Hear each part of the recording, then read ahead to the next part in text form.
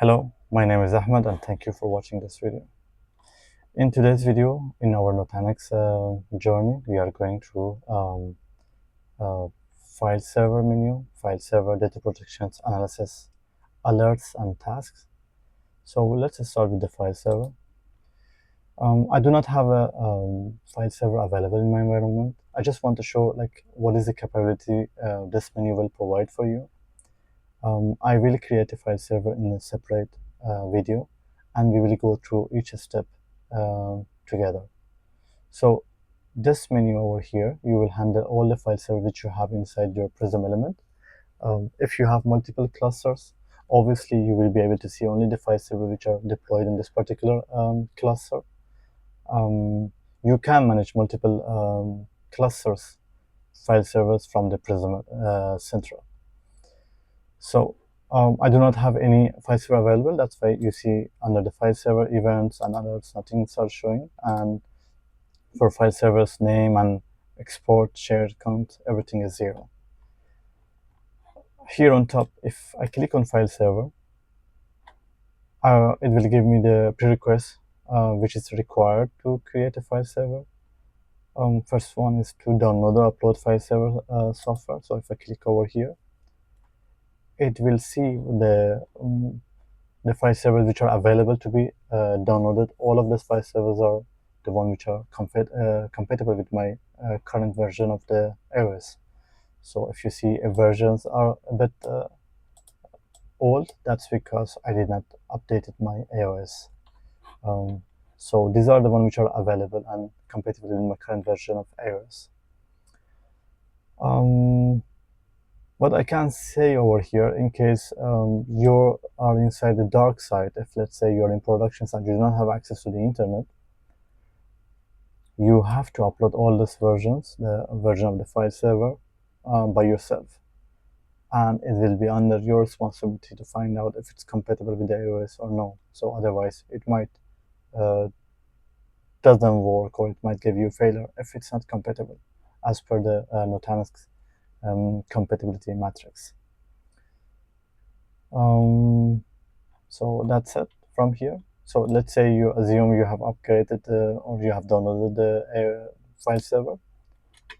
The next step is that data service IP is added. You need to have the data service IP added available for you. So it's already added for me. So if I click over here, you can see that the data service IP is available, and that's why the check mark is there. And then again, I will need one network available. The one network is minimum, which is currently my native network, which is for the CVM. Recommended to have two network. That's because one network will be used for the file server server side or FSVMs, which will be in the same network as the CVMs. The second will be the client network, which it's supposed to be in the separate network. So FSVMs, they will have their own CVMs, and it's recommended to be in the same network as the Nutanix CVM, so they can communicate with each other in the same VLAN without the latency. Okay, so that's for the file server. If I go ahead with the continue and the next and next, it will be first of all I have to download this one, but it will be I think better if I put everything about the installation in separate network, separate video, and I can include everything, creating the shares and everything and all the options which are available there. So I'll cancel this one. From the same place, you can even download the file analytic, which is available here. And I believe file analytics is going to be decommissioned from Nutanix, if I'm not mistaken. All right, so that was for the file server. Let's go with the data protections. So data protections happens between the Prism element, one Prism element to another Prism element, or at the same Prism element. Let's say if you have you have only one Nutanix cluster Prism element, you can use data protections to automatically, let's say, schedule and take a snapshot of your virtual machines. So As you can see here, I do not have any policy or sites available. Remote site is in case you have multiple clusters or at least 2 clusters available in your environment. Simply, you can go to remote site.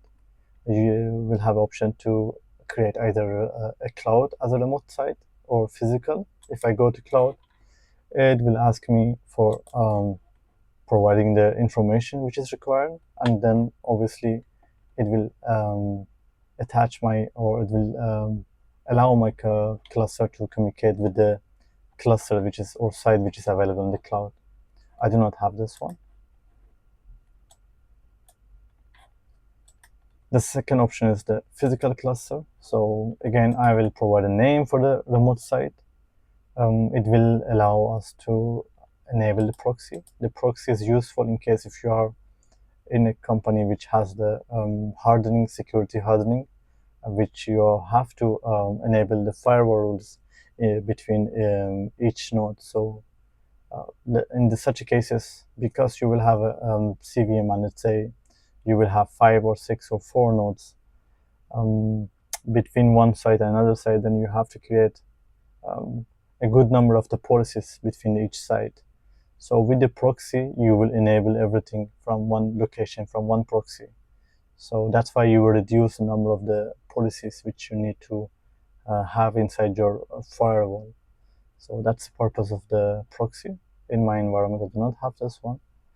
And then you can use the remote site only for the backup. So the snapshot will go over there and will be treated only for the backup in case you require you will revert it back. Or you can use it as a disaster recovery. So you can send a snapshot over there, and that particular site or remote site will have the ability to bring the virtual machines up in case if it's required. And obviously over here you have to provide the virtual IP and CVMs of the remote site to add the site over here. So the ports needs to be enabled between this site and the other site, between each CVM to the other site, and again the virtual IP as well. So right now I'm not going to add the site. I'll cancel this one. Let's go to protection domain. Let's click on async DR. I'm gonna provide this one a local backup.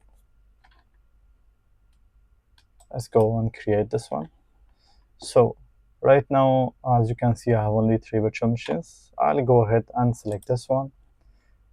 You will have options to search by entity name, obviously, or by consistency group if you have a consistency group available in your environment.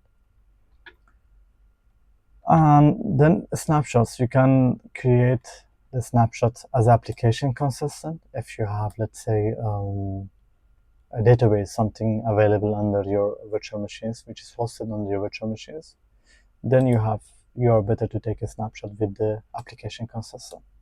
Otherwise, all the snapshot will be crash consistent. And if you have a database, it's recommended to put a check mark for the application consistent snapshots. Auto protect related entities, which right now I have one. I'll click next. I'll go on the new schedule. So how I want the snapshots to be taken. As you can see here, because I do not have any remote site, it will be only local. So let's say I want this to be every 5 minutes, or if I want it to be 30 minutes, or if I want it to be 1 hour, or if I want it to be every 2 days, or even weekly. It gives you a lot of options to create the snapshots locally from here. And again, you can do it, repeat that snapshots or whatever you want to do, let's say on the monthly basis. And you can even start it and end it on one particular date if you do not want to do it forever. Again, here it gives me the option to create application consistent snapshot in case if I want to do it. I can select it over here. So let's say I want to repeat this one, let's say every 10 minutes. and I want to keep the last one snapshot, right? So create a snapshot, create a schedule, and then close. So right now, as you can see here, I do not have any local snapshots. Remote snapshot, obviously, if I have a remote side, will be shown over here. And this is the metrics which are related to my cluster. No alerts. And I have events over here, which shows right now I have created a schedule. Okay, let's go to the next menu, and then we'll come back and we'll see if it's a snapshot being created or not.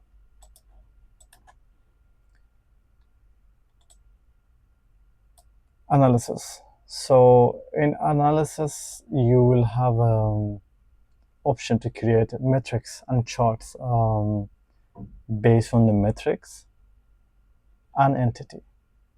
So when we create anything based on entity, that means it will be all the related metrics to one particular entity. Let's say you want a virtual machines. If I click on the new entity chart and I keep it VM, under the entity types, you can see that if I selected virtual machine, all the entities will be showing over here. Let's say for this one, it will be related to that particular entity type. It will be nothing will be from a different type of entity type. So if you see all of this, which are related to my particular virtual machines, and if I change this one to the host, and let's say this host, again, all the metrics are changed, and now they are showing the metrics which are related to host type. That's the entity chart type. And if I go to a metric chart, let's say I call this disk, now I will have all the options related to all sorts of entity types for the hypervisor, disk, memory, and storage and virtual machines. So let's say if I go for the hypervisor IPS, now I can put multiple types together. So let's say if I go with this one and I click save, okay, I can go on now and select another one, CPU. Let's say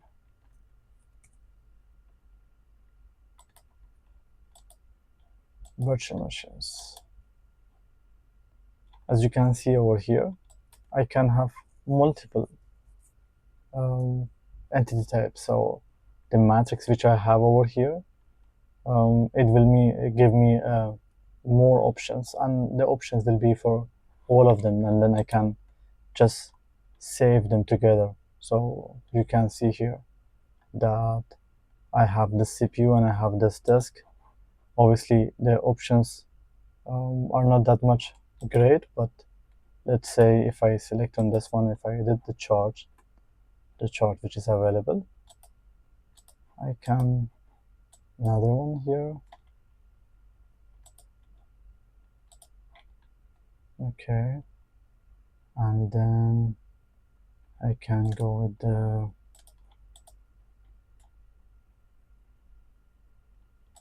read. I can go with the desks. So you see now I have merged multiple options, multiple metrics together for one locations, and each one of them was for the disk, one of them was for the host, one of them was for the virtual machines. Comparing to this one, which was only CPU and it was from one specific entity. So when you want to compare, let's say you have a latency and you're not sure if that latency is related from the disk or host or virtual machines, you can add a matrix. And if you have an issue with one particular host, let's say, and you want to just compare the specific stuff for that particular host, let's say network, disk, and CPU and memory, you will go with the entity. And over here as well, you have other options. You can go back in time. Now, because my cluster was down, that's why you don't see it. But you can go back in time if you have such options, that you can go back and see and compare those metrics which you won over the last time, our history. At the same time, you can save these ones and you can come back to them later on. So if you have some analysis which you use them over always, you can just save them and then you can come back over here and have them available for you. So that's analysis, which is good at the same time, but mostly is forgotten for troubleshooting, which is really useful. Okay, now if you go to alerts, we will have all the alerts which are available over here. So if I go back to my home, you will see that some alerts are showing over here, and that's why the critical, you will see this heart is red. So all of them, it will be visible under the alerts over here. So it's telling me that my CVM was rebooted recently. So, and I'm using still the default password.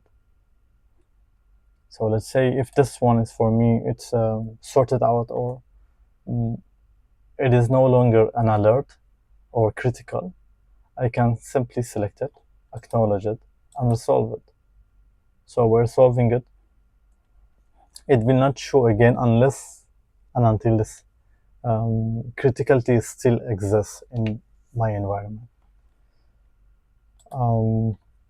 So that's for the alerts.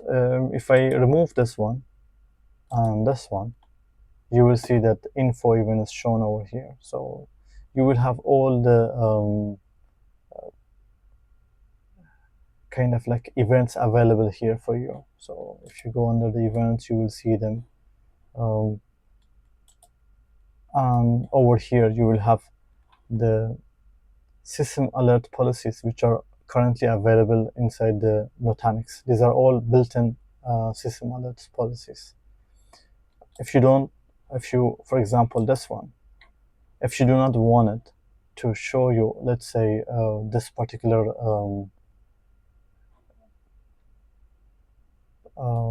I don't know what to call it, policies as a critical or warning, you will simply remove it. But obviously, you are putting your cluster in a danger, because these are all policies which are selected, and they will inform you in case there is an issue. For example, this one, it's saying that if the home partition usage is higher than a specific threshold, send me the warning, and then if it's again more than a specific threshold, make it as a critical.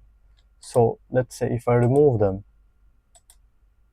obviously it will not give me the message for the warning and criticality over here, and obviously it will not be sent by email. That's why it's really critical that you do not play with them unless and until you know what you are doing. So I'll go ahead and put back both of them, and I save them. So all these alerts, you still have the ability to manage them in case you do not want to see a specific alerts or warning, let's say, due to some internal policies. A specific warning is not a warning for you, a specific criticality is not critical for you. You can come over here and disable it, so it will not show that under the dashboard for you. And obviously events are showing over here. So that's for the alerts. And in the tasks, you can either see it from here, or you can access it from here. What it will show you all the tasks which are doing inside the Nutanix. Creating a virtual machine, stopping it, starting it, modifying it, or doing any other changes, all the changes which needs to be, which creates a task, it will be shown or either from here, or by going to tasks available here. So let's go back now. Task is done. Let's go back to data protections. As you can see here, the local backup is created for my virtual machine, and it will do it as per the schedule. So if you go to details over here, okay, there are no attached snapshots. That's interesting. It's okay. It's doing the processing it now. So again, because my it's a home lab and it's a nested environment, that's why it's taking a bit time. But now it's doing the it's creating the snapshot. Okay, that's all. I have explained file server data protection analysis, alerts, and tasks. I know I was a bit fast, but for the file server, for example, it will need its own video because it will be really time consuming if I go deep inside it. And same for data protection. I will try to create another cluster so I can show you guys how to create data protection between one Prism element and another one. Okay, thank you for watching my video.